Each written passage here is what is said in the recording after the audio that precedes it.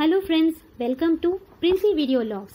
ఈరోజు మనం Zoom mobile వర్షన్లో జూమ్లో మీటింగ్ని ఎలా షెడ్యూల్ చేసుకోవాలో చూసుకుందాం. ముందుగా జూమ్ యాప్ క్లిక్ చేయండి.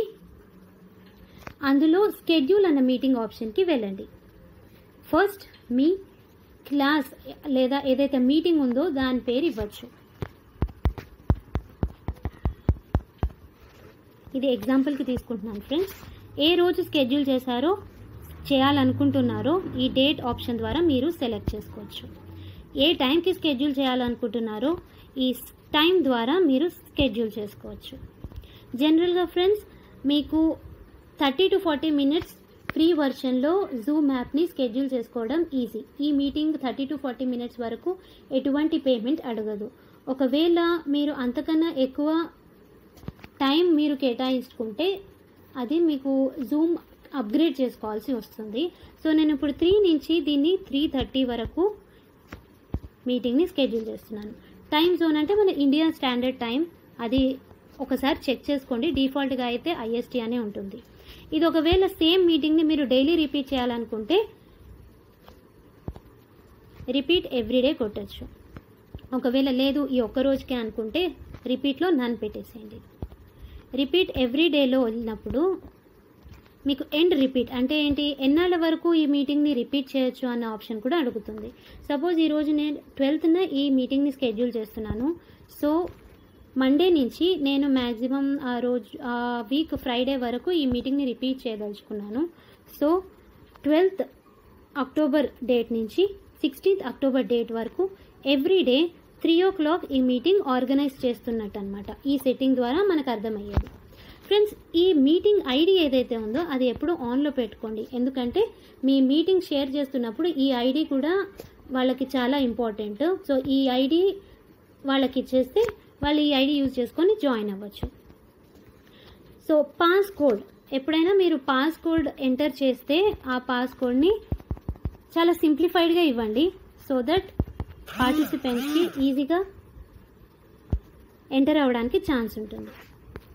జూమ్లో మనకి అనదర్ ఇంపార్టెంట్ ఆప్షన్ ఏంటంటే ఎనేబుల్ వెయిటింగ్ రూమ్.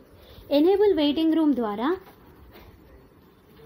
మీరు ఎవరైనా పార్టిసిపెంట్స్ జాయిన్ అయినప్పుడు వాళ్ళు మీ మీటింగ్లో జాయిన్ అయినప్పుడు మీ అనుమతి పొందాలి అనుకుంటే ఎనేబుల్ వెయిటింగ్ రూమ్ గ్రీన్లో పెట్టండి. లేదు ఎవరైనా జాయిన్ అయిపోవచ్చు మీ మీటింగ్కి అంటే ఆ ఎనేబుల్ వెయిటింగ్ రూమ్ని ఆఫ్లో పెట్టండి. జనరల్గా నా క్లాస్ ఏదైతే ఉందో ఎవరైతే వినాలి అనుకుంటే వాళ్ళు డైరెక్ట్గా జాయిన్ అవ్వచ్చు. అందుకే నేను ఎనేబుల్ వెయిటింగ్ రూమ్ని ఆఫ్ చేసుకుంటున్నా. ఒకవేళ మనకి గవర్నమెంట్ టీచర్స్ కానీ లేకపోతే ఎవరైనా పర్టిక్యులర్ స్టూడెంట్స్ ఉన్నారు, సపోజ్ వాళ్ళ లింక్స్ 3rd class స్టూడెంట్స్ దగ్గర, 4th class స్టూడెంట్స్ దగ్గర, 5th class స్టూడెంట్స్ దగ్గర అందరి దగ్గర ఉంటాయి.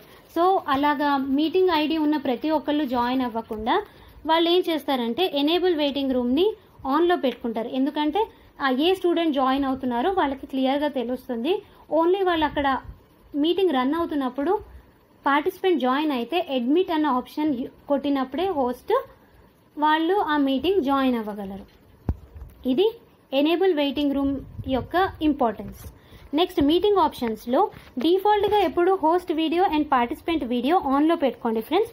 అప్పుడే ఒకళ్ళొకళ్ళ వీడియోస్ మనకి కనిపిస్తాయి.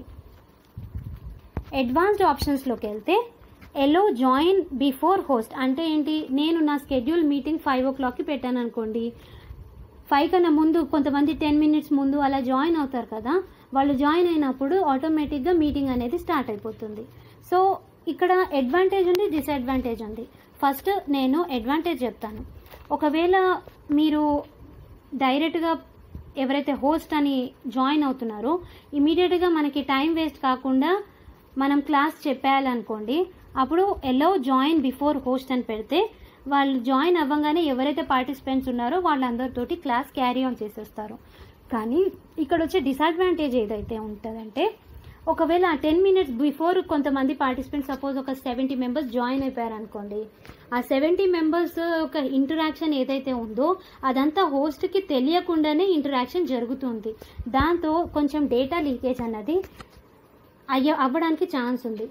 హోస్ట్ లేకుండా పార్టిసిపెంట్ ఇంటరాక్ట్ అయ్యి ఒకవేళ అది గుడ్ అవ్వచ్చు, బ్యాడ్ అవ్వచ్చు, మనం చెప్పలేం. కాబట్టి జనరల్గా మీరు ఈ హోస్ట్ అలో జాయిన్ బిఫోర్ హోస్ట్ని ఆఫ్లో పెట్టుకోండి, సో దట్ మీరు మీటింగ్ స్టార్ట్ అయ్యాకనే పార్టిసిపెంట్స్ జాయిన్ అవ్వగలరు. ఆటోమేటికల్లీ రికార్డ్ మీటింగ్, ఇది కూడా మీరు జనరల్గా ఆఫ్లో పెట్టుకోండి. ఆటోమేటికల్లీ రికార్డ్ మీటింగ్ని మీరు ఆన్లో పెట్టుకుంటే మీ మీటింగ్ మీరు హోస్ట్ లాగా స్కెడ్యూల్ స్టార్ట్ చేసిన దగ్గర నుంచి మీటింగ్ అనేది ఆటోమేటికల్గా రికార్డ్ స్టార్ట్ అయిపోతుంది. దాంట్లో ప్రాబ్లం ఏంటి అంటే మీ మొబైల్ డేటా ఏదైతే ఉందో, మీ మొబైల్లో స్పేస్ ఏదైతే ఉందో అది కన్జ్యూమ్ అయిపోతుంది. అది కన్జ్యూమ్ అవ్వకుండా ఉండాలి అండ్ మీ పర్మిషన్తోనే రికార్డ్ స్టార్ట్ అవ్వాలి అనుకుంటే దీన్ని ఆఫ్లో పెట్టుకోండి.